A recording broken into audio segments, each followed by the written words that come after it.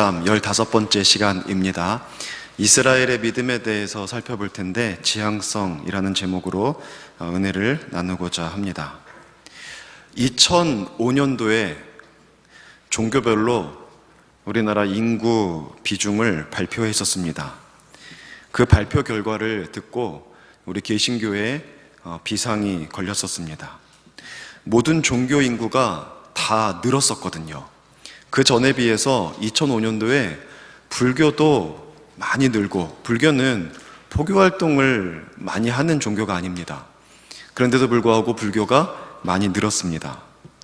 천주교도 그 전후로 해서 계속해서 증가하고 있고, 많은 사람들이, 무교에 다니는 사람들이 내가 혹시 종교를 선택한다면 천주교 가겠다 라고 하면서 많은 사람들이 그렇게 천주교로 갔었습니다.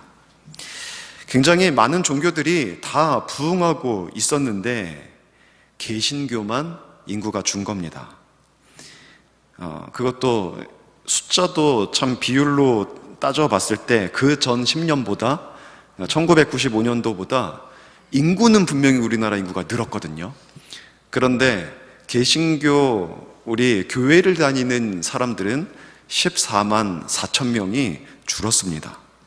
그래서 그냥 농담식으로 요한계시록에 보면은 휴거될 인구를 문자적으로는 14만 4천이라고 얘기를 하고 있거든요. 그래서 우리나라에 휴거 일어난 거 아닌가, 이런 얘기를 한 적이 있었습니다. 그 이후로 개신교는 위기라는 말을 참 많이 했습니다. 그 이후로 10년 동안 분위기가 더 나아진 것처럼 보이는 것도 아무것도 없었습니다. 전 세계에 가장 선교사를 많이 파송하는 국가, 미국 다음으로 두 번째로 우리가 이 작은 땅덩어리에서 세계 열방에 나아가 주의 복음을 증거하는 선교사들을 두 번째로 많이 파송한 국가가 우리나라고, 계속해서 복음 전하는 사역을 힘써 왔고, 그리고 이 땅의 구제 사역의 70%에서 80%의 비중을 감당하고 있어서 교회와 천주교를 제외한 겁니다. 교회와 이 기독교 NGO 단체를 합치면 거의 80%에 육박하는 구제사역, 긍휼사역을 우리 교회가 담당하고 있어서 실제로 이 사회에도 선한 일들을 굉장히 많이 하고 있음에도 불구하고 교회는 위기에 봉착하게 됐습니다. 더 이상 전도도 어려워졌고, 아프가니스탄이나 여러 가지 이제 선교적 문제 때문에 선교하는 것도 교회 안에서도 선교를 이제 우리도 자제하자라고 얘기가 나올 정도로 휴거 사건 때문에 노방 전도가 사라져가고, 그 선교지의 피랍 사건 때문에 선교도 좀 멈추자라고 얘기하고 있는 교회적으로 굉장히 어려운 상황이 계속되는 시기였습니다. 그런데 작년 다른 통계가 10년이 또 지났는데 다른 통계가 나왔습니다. 2015년도, 이제 5년도에 조사한 것 이후에 15년도에 종교별 인구 비중을 또다시 조사하고 16년도에 그걸 발표했는데 국민일보에서 그것을 내용을 실었습니다. 그 결과를 보면은 1위였던 불교가 22.8%에서 15.5%로 줄었습니다. 개신교가 14만 4천 줄었을 때 사실 교회를 14만 4천 명을 딱 두고 생각하면 정말 많은 숫자잖아요. 근데 불교를 보니까 10년 동안 300만 명이 줄었습니다. 최근에 너무 많이 줄었죠. 엄청난 숫자입니다. 천주교도 10.8%까지 성장했다가 그 당시 그랬는데 10년 사이에 7.9%로 110만 명이 줄었습니다. 수치로 볼 때 굉장한 숫자입니다. 그런데 개신교는 늘었어요. 개신교는 18.2%에서 19.7%로 123만 명이 증가해서 지금 현재 968만 명 정도가 교회를 다니는 믿음이 있는 신앙인이라고 통계 결과가 나왔습니다. 개신교가 현재 우리나라 종교 중에 가장 많은 인구를 가지고 있어서, 제가 역사를 배울 때만 해도 우리나라의 국가의 종교가 뭐냐 하면 불교였거든요. 불교를 믿는 사람들이 제일 많았으니까. 근데 지금은 우리 개신교를 믿는 사람들이 가장 많아서 역사에 우리나라의 종교를 바꿔야 될 때가 온 것 같습니다. 개신교, 우리는 예수 믿는 사람들이 우리나라에 가장 많이 있습니다. 우리나라가 OECD 이 출산율을 보면 가장 저조합니다. 그러니까 아기를 지금 안 낳고 있어요. 여성 한 명당 아기를 낳는 숫자가 1.18입니다. 그러니까 한 명 낳고 0.1. 그러니까 둘 낳는 가정이 없는 거죠, 이제 많이. 뭐 저희도 피치 못하게 하나밖에 못 낳는데 저는 원래 5 계획했었습니다. 5. 그러니까 딸아이 낳고 순서도 있어요, 순서. 딸아이 낳고 아들, 딸. 이러면은 너무 완벽했는데 첫 아이를 너무 늦게 낳았어요. 그래서 제가 40살 때 이제 첫 아이를 낳는 바람에 그렇게 못하게 됐습니다. 근데 어쨌든 1.18 OECD 국가 중에 가장 낮은 수치입니다. 인구 절벽이라는 용어도 최근 신문에서 읽었습니다. 갑자기 인구가 뚝 떨어지는 그러한 시기가 온다는 겁니다. 왔다는 겁니다. 남자까지 합치면 부부가 남자와 여자잖아요. 둘이 결혼해서 한 명만 낳는 시대가 되었다는 겁니다. 이렇게 인구가 줄어가고 있는데 그럼에도 불구하고 많은 사람들이 다 교회를 비난하고 있고 핍박하고 있고 대적하고 있고, 그럼에도 불구하고 우리 교회는 계속해서 꾸준히 그리스도의 복음을 증거하고 많은 영혼을 구원하는 일에 힘을 쏟아서 이렇게 우리나라에 더 많은 사람들을 전도하는 이러한 은혜의 시대를 경험하고 있게 되는 겁니다. 여러분, 세상은 끊임없이 교회를 대적합니다. 왜 그런지 모르겠습니다. 교회를 대적합니다. 왜 그런지 아는데 그냥 그렇게 얘기한 겁니다. 교회를 대적해요. 끊임없이 과거에도 그랬고 현재에도 그러고 앞으로도 계속해서 그럴 겁니다. 세상의 불신 세계의 이 시스템이 예수를 믿는 것을 방해하고 예수를 믿는 사람들을 대적하고 여러 가지 사회에서 불이익을 당하게 하려고 합니다. 이거는 자연스러워요. 왜냐하면 이 세상은요, 하나님께 속했냐 아니면은 하나님께 속하지 않았냐 둘로 구분될 뿐이거든요. 또 다른 영적 세계가 여럿 있는 것이 아니라 사단이, 악한 영들이 조장하고 있는 이미 패배해버린 영적 세계가 있고 하나님께서 주관하고 있는 영적 세계가 따로 있습니다.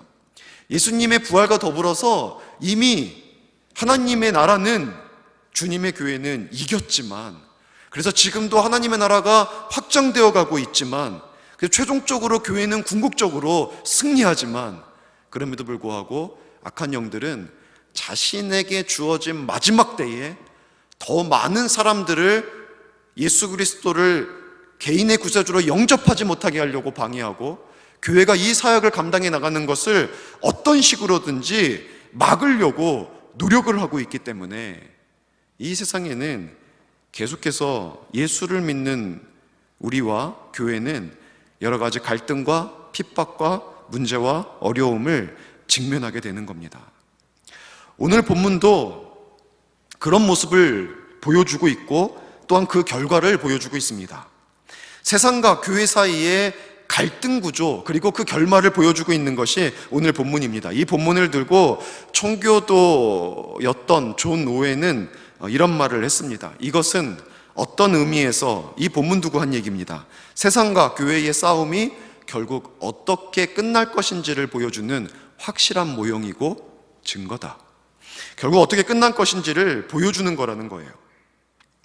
여러분, 원하든 원치 않든 그리스도인들은요, 예수를 딱 믿는 순간 영적 전쟁의 최전방에 섭니다.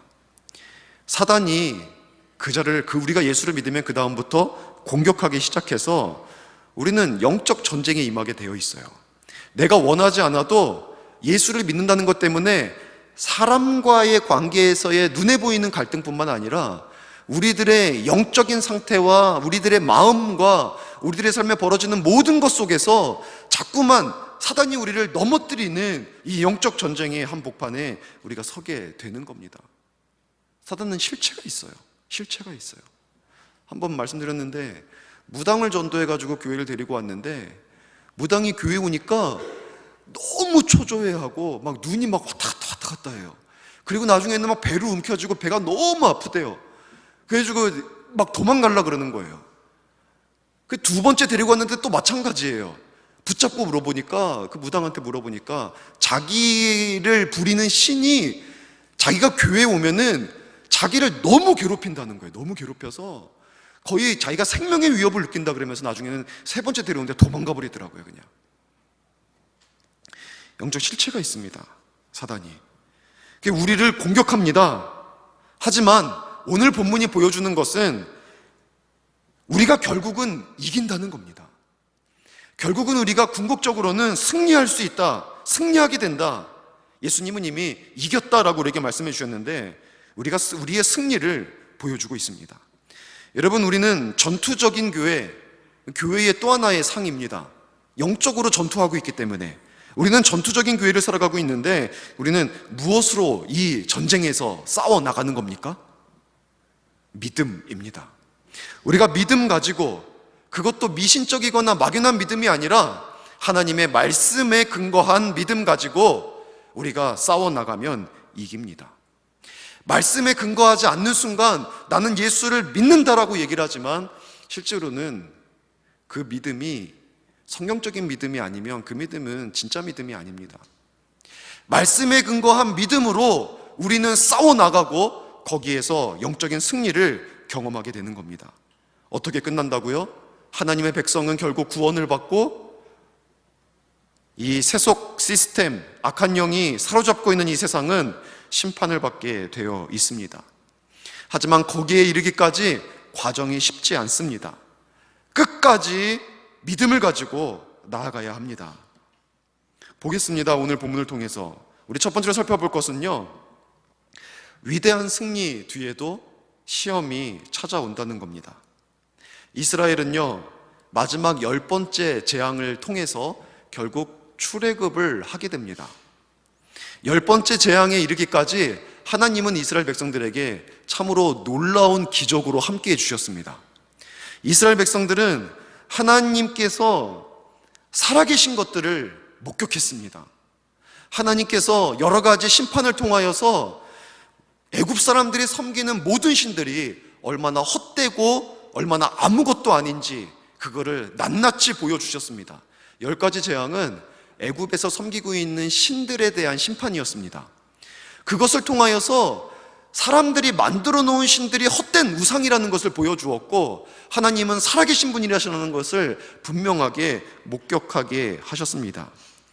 그래서 끝까지 불순종하고 대적하던 바로와 애굽은 결국 하나님의 살아계심과 이 권능 앞에서 결국은 포기하고 노예로 삼으려고 했던 이스라엘 백성들을 내보내게 됩니다. 근데 그들이 나갈 때에도 그냥 나온 것이 아니라 출애굽기 12장 36절을 읽어보면 이 애굽 사람들이 먼저 뭘 원하는 게 있냐라고 물어보고 나서 이스라엘 백성들이 구하니까 다 주는 거예요. 애굽 사람들의 물품, 그들이 가지고 있는 금은보화 다 가지고 나가게 하셨습니다. 원래 이게 아브라함에게 약속하셨어요, 하나님이 창세기에서. 근데 그것이 그대로 이루어진 거예요. 정말 모든 것들을 다 가지고 광야로 나오게 됐습니다. 완고하고 교만한 바로가 굴복했습니다. 소중한 것들을 잃고 나서야 하나님을 두려워하게 되었고 이스라엘 백성들을 보내게 되었던 겁니다. 이스라엘 백성들은 정말 위대한 승리를 했어요. 그리고 그 이후에 하나님이 이스라엘을 직접 인도합니다. 하나님께서 살아계심을 보였을 뿐만 아니라 그들이 광야로 나아갔을 때 한 걸음 한 걸음을 하나님께서 친히 인도하십니다. 구름기둥과 불기둥으로. 출애굽기 13장 21절 21절에 나와 있습니다. 여호와께서 그들 앞에 가시며 낮에는 구름기둥으로 그들의 길을 비추시고 밤에는 불기둥으로 그들에게 비추사 낮이나 밤이나 진행하게 하시니 낮에는 구름기둥 밤에는 불기둥이 백성 앞에서 떠나지 아니하니라. 이것이 홍해를 건넌 다음의 사건이 아니라 애굽에서 막 나오자마자의 기록이에요. 애굽에서 그들이 나오자마자 하나님이 블레셋 사람들의 땅의 길로 가게 하지 않고 구름기둥과 불기둥으로 그들을 친히 인도해서 홍해에 이르게 하는 이 사건이 우리가 읽은 본문입니다. 그리고 14장 1절 2절에 보면은 홍해 앞에까지 하나님이 직접 데려갔다. 그리고 그것에 머물라고 명령하고 그래서 장막을 치게 된 그 내용도 기록되어 있습니다. 그러니까 홍해까지 인도한 게 누구의 이 인도하심입니까? 하나님이에요, 하나님. 이스라엘 백성들이 자기의 자의로 간 게 아닙니다. 위대한 승리도 하나님이 보여주셨고 한 걸음 한 걸음의 길도 하나님이 인도해 주셨습니다. 그러면 이제 남은 게 뭡니까? 뭐가 우리들에게 있을 것 같습니까? 하나님이 해방 주셨죠? 승리 주셨죠? 그리고 친히 한 걸음 한 걸음을 눈에 보이게 인도하시죠. 우리처럼 하나님이 숨어서 일하시는, 그것이 하나님의 영광인데, 숨어서 일하시는 것이 아니라 그들은 하나님을 봤습니다. 임재의 상징. 구름기둥 불기둥이 밤낮 그들의 머리 위에 있었어요. 그렇게 하나님이 인도하시면 이제 기대되는 게 뭐예요? 아, 이제 은혜만 있겠구나. 아, 이제 복만 있겠구나. 이제 잘 되는 것만 있겠구나. 하나님이 함께 하시잖아요. 머리 위에 하나님의 인도하심이 있잖아요. 그분이 직접 인도하시면 좋은 일만 있는 게 분명히 맞잖아요. 근데 어떻습니까? 그런데 그들에게 벌어진 일이 뭐냐면 바로와 애굽의 군대가 마음을 완악하게 하고, 우리가 지금 무슨 일을 한 거지? 우리가 왜 우리들의 노예를 다 내보냈지? 하면서 뒤쫓아오기 시작한 겁니다. 뒤쫓아와서 그들이 진을 치고 서 있는 곳이 홍해 앞인데 앞에는 바다가 놓여 있죠. 그리고 뒤쪽으로는 이 요새, 믹돌이라고 하는 인간이 만들어 놓은 요새가 있습니다. 이 요새는, 이집트는 아프리카잖아요. 아프리카고 팔레스타인 지방으로부터 해가지고 중동 아시아입니다. 그 아시아 사람들이 아프리카로 쳐들어올 때에 이집트를 지나게 되어 있는데, 이 이집트 쪽에 들어오지 못하도록 막는 것이, 그러려고 쌓아놓은 것이 믹돌 요새였습니다. 그리고 비아히롯이라고 하는 골짜기가 그들의 좌우에 있어서 그들은요, 아픈 바다죠. 그리고 좌우를 보면은 골짜기에 높은 절벽 같은 것들이 그를 막고 있죠. 그리고 그들의 뒤쪽으로는 애굽의 군대가 쳐들어오고 있어서 완전히 사면초가 상황에 놓여 버리게 된 것입니다. 죄송합니다. 이 앞에 스피커, 모니터 스피커 꺼주세요.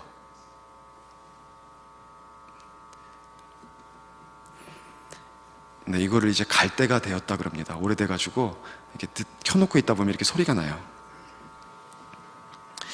여기서 많은 사람들이 여러분 깊은 고민에 빠집니다. 왜 하나님의 인도를 따라가는데도 불구하고 우리들의 삶 속에 문제가 생기는가? 말씀대로 살았는데 하나님께 순종했을 뿐인데, 선을 베푸고 헌신하고 충성했는데 왜 고난이 우리들의 삶 속에 다가오는가? 이런 고민이 생깁니다. 여러분, 이 문제 제기를 이 윙 소리 속에서 제대로 들으셨습니까? 예, 저는 제대로 말을 못한 것 같아가지고. 자, 사람들이 생각하게 되는 고민이 뭐냐면, 하나님의 말씀대로 살았는데 문제가 생기는 거예요. 하나님의 뜻대로 순종하고 나아갔는데, 하나님의 명령대로 순종했을 뿐인데 우리의 삶 속에 여러 가지 환난들과 고민거리들과 위기 상황들이, 시험거리들이 찾아오게 된다는 겁니다. 이스라엘 백성들 보세요. 인도대로 따라갔는데 사면초가가 됐어요. 여러분, 이게 당연하다는 거예요. 이게 아까 전에 제가 서두에서 말씀드렸듯이, 우리가 그리스도인으로 살아가려고 하면 세상이 우리를 대적하게 되게 있기 때문에, 여러분, 이게 너무 당연하다는 겁니다. 이스라엘의 경우는요, 조금 달랐어요. 하나님이 대적하는 세상을 완전히, 그 애굽을 심판하시려는 목적으로 그 바로왕의 마음을 완악하게 만들어 버린 거였습니다. 우리가 반드시 알아야 될 것이 있습니다. 하나님의 뜻과 말씀대로 살아도 우리들의 인생에는 고난이 찾아온다는 겁니다. 하나님 앞에 순전하게 서 있어도, 평생 주의 일만 감당하며 살아가도 우리들의 삶 속에는 위기가 다가온다는 겁니다. 이때 우리는 왜일까라고 생각을 많이 하는데, 왜 나는 열심히 믿는데 내 삶 속에 문제가 생길까라는 질문을 던지는데, 여러분, 이제 이렇게 질문하지 마시고, 이러한 문제가 다가올 때 어떻게 해야 이 문제를 금방 어렵지 않게 극복해 나갈 수 있을까? 이렇게 질문하십시오. 이게 바른 질문입니다. 문제가 정말 문제되지 않도록 왜라는 것을 통해서 너무 당연한 것들을 깊이 들어가다가 내 속에 근심과 시름이 깊어지지 않도록 이 문제를 어떻게 극복해낼 것인가, 이 질문을 던지시기 바랍니다. 베드로는 분명히 이렇게 말을 했습니다. 신앙을 따라 살아가다가 고난 겪을 때 하나님의 뜻대로 살아갈 때에도 만나는 고난이 있는데 이상하게 생각하지 말라는 거예요. 오히려 기뻐하라 그럽니다. 나중에 상급이 크다. 오히려 기뻐해라. 하나님의 뜻대로 살아가다가 고난당하는 것을 이상하게 생각해서 그것 때문에 깊이 왜? 라는 질문 던지지 말고 그 속에서 오히려 감사하고 기뻐하래요. 여러분, 그런 고난은요, 그런 문제는 과정일 뿐입니다. 하나님께서 우리들에게 주시려고 하는 영광에 이르기까지 우리가 나아가는 길목에 만나서 건너게 되는 과정일 뿐입니다. 예수님도 그 길 가셨잖아요. 결과 어떻게 됩니까? 우리가 읽은 본문에 나와 있죠. 히브리서 11장 29절의 본문에 보면은 믿음으로 그들은, 이스라엘 백성들은 홍해를 육지같이 건넜다 그래요. 앞에는 홍해라서 앞으로도 못 갈 것 같고 양옆으로는 절벽이 있어서 피할 데가 없고 뒤로는 애굽의 군대가 병거 타고 쫓아오고 있으니 이스라엘 백성들은 평생 동안 이 군사훈련도 한번 해보지 않은 백성들이에요. 노예로 살았거든요. 이런 백성들이 다 죽었다, 이제 우리가 갈 데가 없다라고 했는데 하나님께서, 궁극적으로 보세요, 과정이었어요. 이거는 하나님께서 홍해를 가르시더니 거기에서 그 길을 걸어가게 하시는 거예요. 출애굽기 14장 21절에 보면은 물이 갈라져 바다가 마른 땅이 되었다고 합니다. 마른 땅이 마치 한 번도 거기에 물이 흐르지 않았던 것처럼 땅이 말라 있는 거예요. 사실 거기는요, 한 번도 바다가 아니었던 적이 없는 곳입니다. 마른 땅에 나타난 적이 없던 곳인데 그곳에 마른 땅이 생겨버리는 거예요. 여러분, 이것이 믿음으로 걷는 주의 길의 결과입니다. 비록 시험과 문제와 환난이 다가오지만 그 길이 믿음을 따라 걷는 길이라면 오히려 바다를 육지로 만드는 하나님을 경험하는 자리입니다. 그래서 우리들의 간증이 나오는 자리죠. 그것뿐입니까? 죽이려고 다가오는 애국 군대는, 그들의 핍박하고 있는 세상은 오히려 그 물에 다 빠져 죽어버리고 맙니다. 29절 하반절에 나와 있죠. 애굽 사람들은 이것을 시험하다가 빠져 죽었다는 겁니다. 그들은 이스라엘 백성들을 죽이려고 했어요. 노예 삼으려고 했어요. 하지만 오히려 그들이 하나님의 심판을 받아서 홍해물에 빠져 죽는 이런 사건으로 마무리하게 됩니다. 여러분, 과정에 매여 있지 마십시오. 하나님께서 우리들에게 주시는 결과는 그게 아니거든요.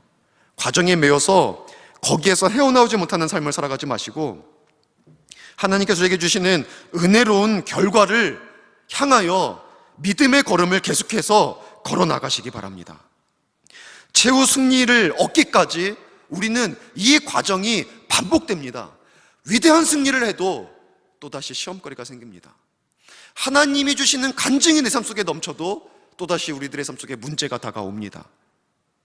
하나님께서 우리들의 궁극적인 최후의 승리를 주기까지 여러 가지 문제들이 반복해서 우리들에게 다가오게 되어 있다는 겁니다. 그럴 때에도 우리는 과정 속에서 넘어지지 마시고 결과를 향해 나아가야 합니다. 두 번째, 어떤 문제가 다가와도 믿음의 길을 계속해서 걸어가십시오. 홍해 사건처럼 쉽게 끝나지 않을 수 있습니다. 그래도 가야 합니다. 광야의 물시험처럼 같은 문제가 반복될 수 있습니다. 그래도 우리는 믿음의 길을 계속해서 걸어가야 합니다. 우리들이 도저히 내 마음으로, 내 생각으로 벗어날 수 없을 것 같은 엄청난 시험거리가 우리들의 믿음의 여정에 우리들을 넘어뜨리려고 할 수 있습니다. 그러나 그때도 계속해서 나아가십시오. 그래야만 우리들의 문제가 간증이 됩니다. 간증이 되면 오히려 믿음의 여정에 탄력이 생깁니다. 작은 문제도 넘어지던 사람이 더 이상 그 문제로 인하여 고민하지 않고 그 문제는 그냥 내가 가다가 돌뿌리 하나에 지나지 않는 그러한 것이 돼버리는 그러한 순간을 우리가 맞이하게 됩니다. 정말 세상이 감당하지 못할 하나님의 사람이 될 수 있다는 겁니다. 여러분, 믿음의 길에서 어떤 문제로 여러분의 마음이 아프고 힘들고 여러분이 벗어나지 못할 것 같은 위기가 있다 할지라도 끝까지 걸어가십시오. 하나님 믿고 끝까지 믿음의 길을 말씀 붙잡고 걸어가십시오. 그러면 반드시 하나님의 은혜의 때를 맞이할 수 있을 것입니다. 여러분, 근데 여기에서 한 가지 우리가 생각해야 될 것이 있습니다.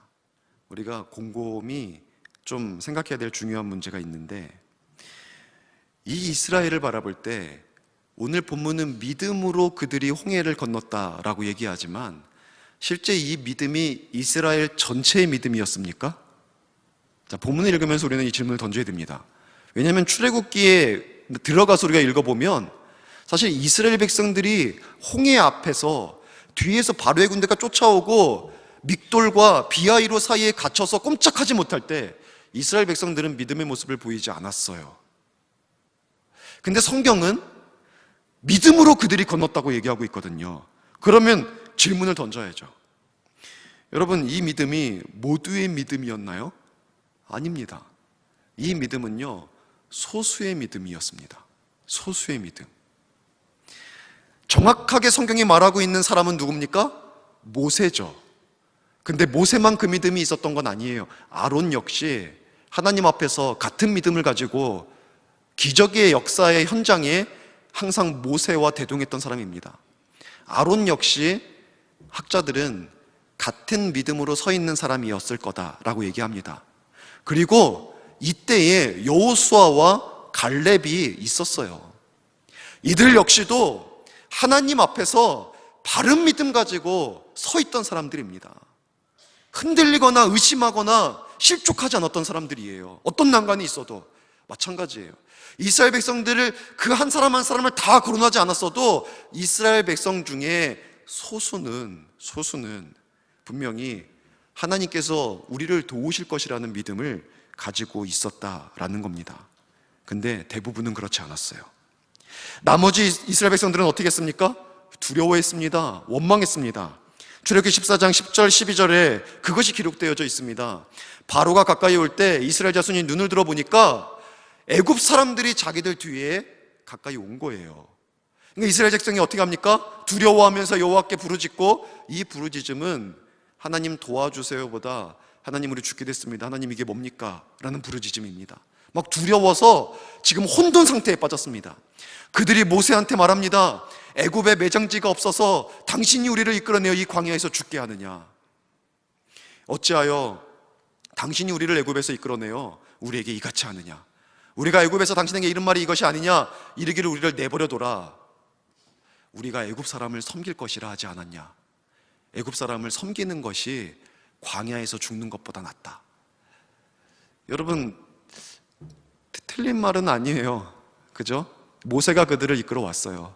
실제 모세가 풀어달라고 했을 때 바로가 얘네들이 할 일이 적으니까는 이런 말을 하고 있네 하고 더 일을 가중시켰습니다. 그러니까 이스라엘 백성들이 모세야 제발 우리 내버려둬, 그냥 우리 진짜 노예로 사는 것도 힘든데 너 때문에 더 힘들어졌어, 막 그렇게 얘기했었거든요. 사실 맞아요. 어떻게 보면 맞아요. 그들이 원망합니다. 그들의 지도자를. 하나님 앞에 불평하고 두려워하고 모세에게 원망하면서 그들은 이 문제를 대합니다. 믿음이 없었어요. 거의 대부분의 사람들이 두려움이라는 부정적인 감정에 휩싸여 있었습니다. 그냥 우리는 애굽 사람들을 섬길 겁니다. 그냥 종으로 살 건데 왜 데리고 와서 우리 죽입니까? 여러분, 이스라엘 백성들 그 공동체를 구원한 사람은 모세를 비롯한 소수가 가지고 있는 믿음이었습니다. 그러나 전체를 살려요. 적은 인원이 하나님 앞에 바르게 서 있었지만 그 적은 인원의 믿음 때문에 공동체가 살아가고 있는 이 모습을, 살아나는 이 모습을 우리는 보고 있습니다. 하나님은 어느 순간에는, 나중에는 개개인의 믿음을 요구하십니다. 실제 요단강을 건너갈 때에는 이제 소수의 믿음이 아니라 이스라엘 백성들 가운데 요단강이 도도히 흐르고 있는데 그 물 때문에 두려워하는 사람이 한 명도 없어요. 40년 동안에 이스라엘 백성들 전체가 변합니다. 불신하는 사람들은 그냥 한 명 한 명 죽었고 하나님을 믿는 사람들만 남아서 홍해를 건널 때에는 소수의 믿음이었지만 요단강을 건널 때에는 개개인의 믿음, 모두의 믿음을 가지고 요단강 건너서 약속하신 땅에 들어갑니다. 여러분, 어느 시점에서는 소수의 사람들이 바른 믿음 가지고 있으면 하나님께서 그 사람들 때문에 공동체를 살리는 역사를 베풀어 주시는 겁니다. 여러분, 2080이라는 말, 여기에는 참 여러 가지 의미가 담겨 있는데 교회에서 사용할 때에 한 가지 얘기하는 것이 있습니다. 20%의 사람들이 80%를 끌어간다는 겁니다. 이거 맞는 얘기입니다. 큰 교회든 작은 교회든 20%의 신실한 사람들이 80%의 대다수의 사람들을 끌고 갑니다. 그렇다고 제가 80%를 부정하는 건 아니에요. 그들은 믿음이 없다, 잘못되었다 얘기하는 게 아닙니다. 성장하고 있는 사람들이거든요. 만약에 그렇다면 초신자는 필요 없죠. 이제 예수님 믿어서 복음 전해서 처음 교회에 나와서 예수님이 누군지, 교회가 뭔지 전혀 몰라서 당황하고 있는 사람들은 교회에서 더 이상 필요가 없죠. 전도할 필요도 없죠.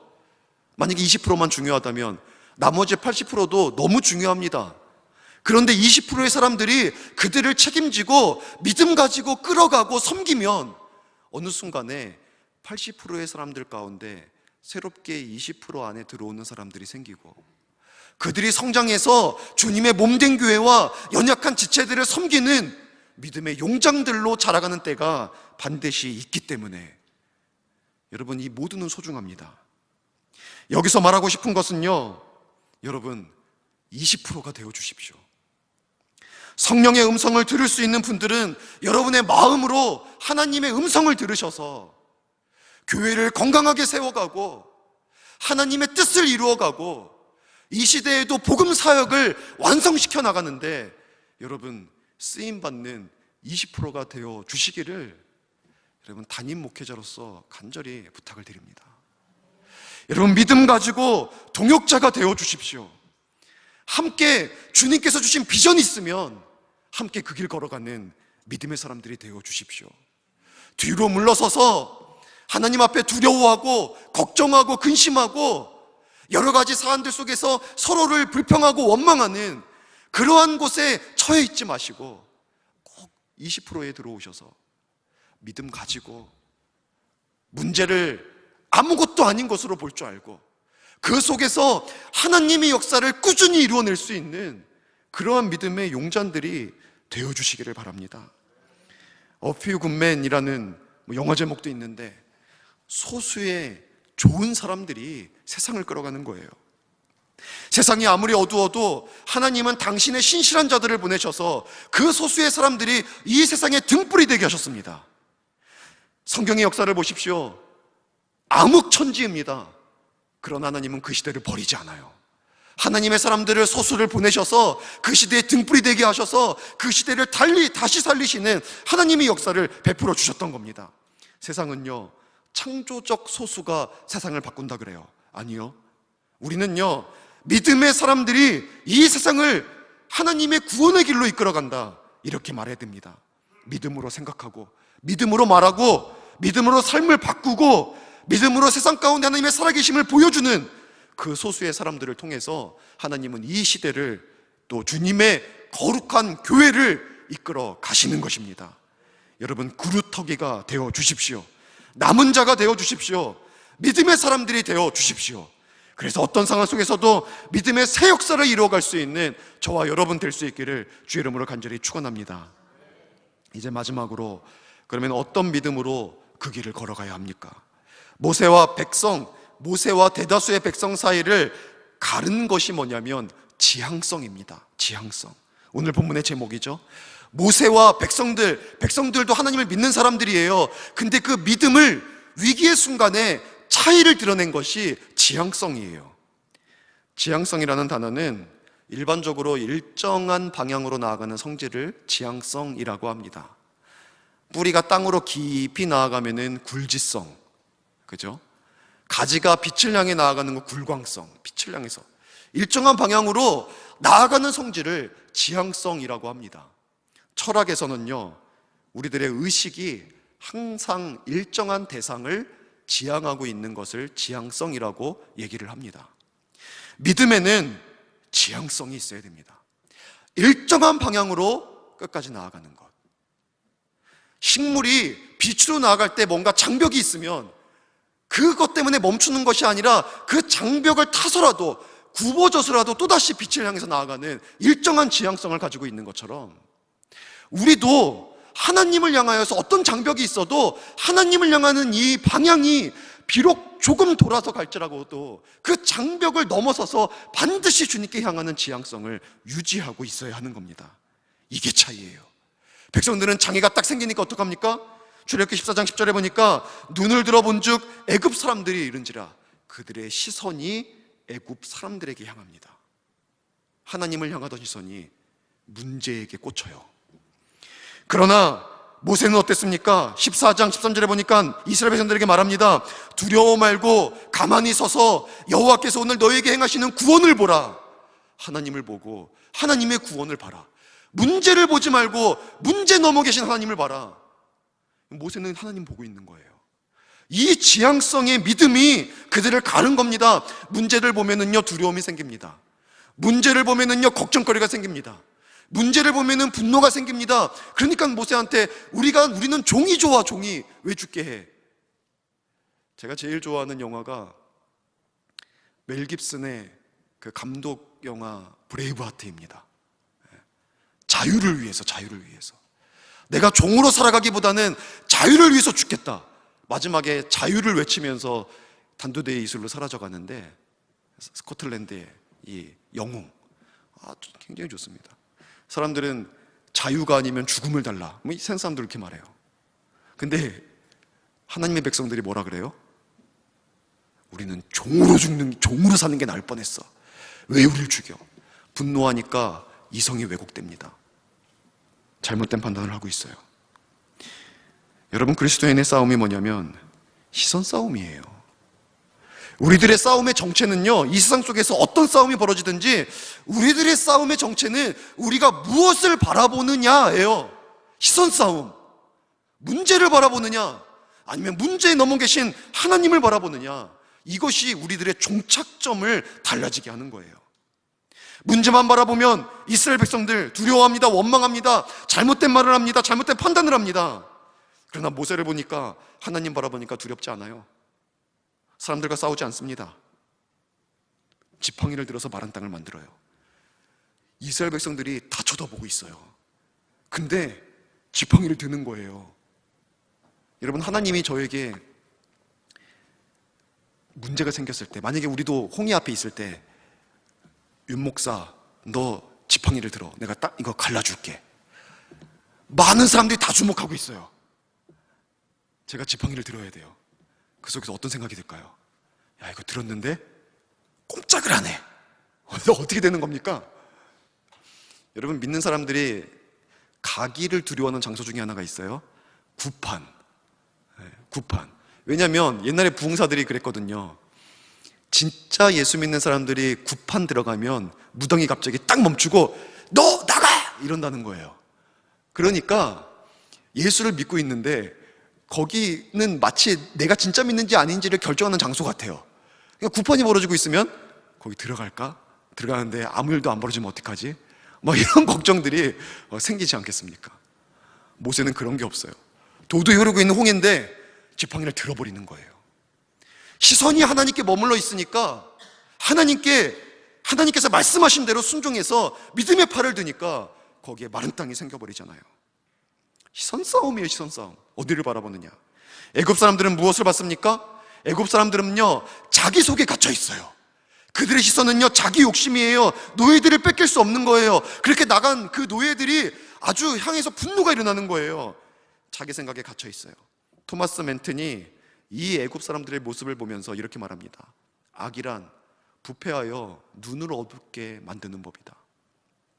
우리 속에 있는 악이 우리의 눈을 가려버립니다. 그래서 주변 사람들은 다 보고 있는데 나는 그거를 제대로 못 봐요. 나에게 갇혀 있어가지고. 그래서 우리는 하나님에게 향해야 될 시선이 세상을 향하든지 욕심을 향하든지 내 속에 있는 분노를 향하든지, 여러분, 시선 싸움에서 승리하시기 바랍니다. 시선 싸움에서 믿음을 가지고 걷는 그리스도인들은 반드시 승리하게 되어 있습니다. 문제에 넘어 계신 분을, 그 하나님을 바라보시기 바랍니다. 다윗을 보세요. 수많은 목자들 가운데 그 당시에 목자들이 본업이었던 사람들이 많이 있었습니다. 많은 목자들이 양을 보고 염소를 보고 그들을 공격하는 사자와 곰을 봤는데 다윗은 거기에 시선이 머물러 있지 않고 그 넘어 계신 하나님을 봤습니다. 그 많은 목자들 중에 누가 왕이 됩니까? 다윗이 왕이 되죠. 수많은 사람들이 골리앗을 두려워할 때, 블레셋과의 전쟁에서 골리앗을 두려워할 때 많은 사람들은 골리앗밖에 보지 않습니다. 근데 다윗은 그 넘어 계신 하나님을 봅니다. 누가 전쟁에서 이기게 합니까? 다윗이 이기게 하죠. 수많은 사람들이 광야에서 도망자로 다윗 주변에 400명 정도가 모여서 함께 도망 다녔는데 수많은 사람들은 자신의 처지, 자신이 원망스러운 상황, 그리고 그들을 쫓아다니는 사울 왕과 이 독촉하는 사람들, 이런 데 시선이 머물러 있습니다. 근데 그런 속에서도 시선이 하나님께 머물러 있던 사람은 다윗 한 사람이었어요. 누가 왕이 됩니까? 이 사람 다윗이 왕이 되죠. 그리스도인의 싸움은요, 시선 싸움이에요. 내 시선이 어디로 향해 머물러 있느냐? 내가 정말 하나님께 내 시선이 고정되어 있다면 우리들의 인생에 홍해를 만난다고 할지라도 마른 땅을 건너는 역사를 볼 수 있을 줄로 믿습니다. 그래서 어떤 문제가 다가와도 훗날 그것은 우리들의 간증거리가 될 수 있을 것입니다. 최후 승리 얻기까지 개인과 가정과 교회를 하나님의 은혜 가운데에서 이끌어가는 진정한 그리스도인들이 다 될 수 있기를 주의 이름으로 간절히 축원합니다. 이제 말씀을 마치겠습니다. 니콜로 파가니니라고 하는 유명한 바이올리니스트가 있었습니다. 이 사람은 악마의 바이올리니스트라고 불리우는 사람이었습니다. 그는 바이올린으로 오케스트라 연주 소리를 냈다고 해요. 이게 사실인지 모르겠는데, 그리고 바이올린을 통해서 여러 가지 동물의 소리도 흉내를 냈다고 합니다.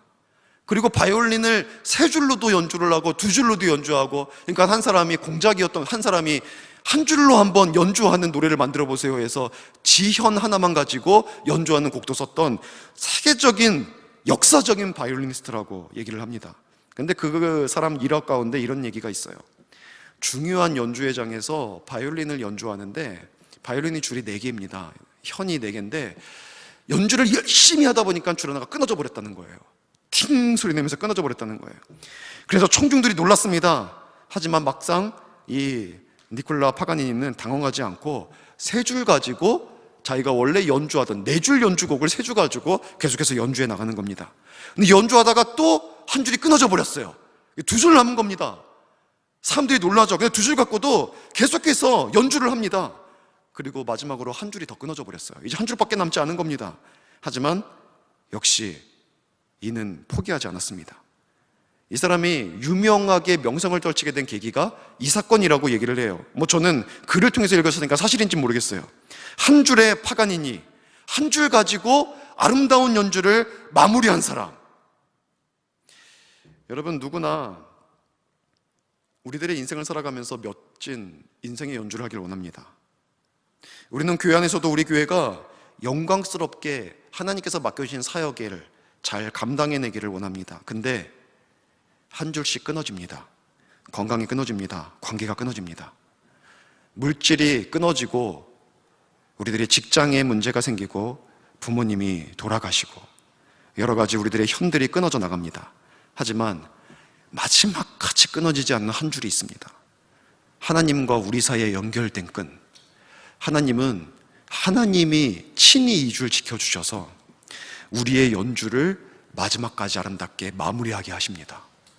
그래서 파가니니가 한 줄 가지고 연주를 마쳤을 때 관객들이 다 기립해서 파가니니 이름을 부르면서 열창했던 것처럼 우리가 나중에 하나님의 나라에 올라가면 천군 천사들이 환영하며 우리를 맞이하고 하나님께서 우리들에게 칭찬과 상급을 주실 날이 반드시 있습니다.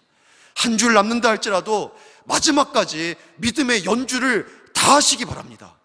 그래서 하나님의 나라에 가서 칭찬과 상급 다 받는 저 여러분 될 수 있기를 주의 이름으로 간절히 축원합니다. 이 시간 같지 않게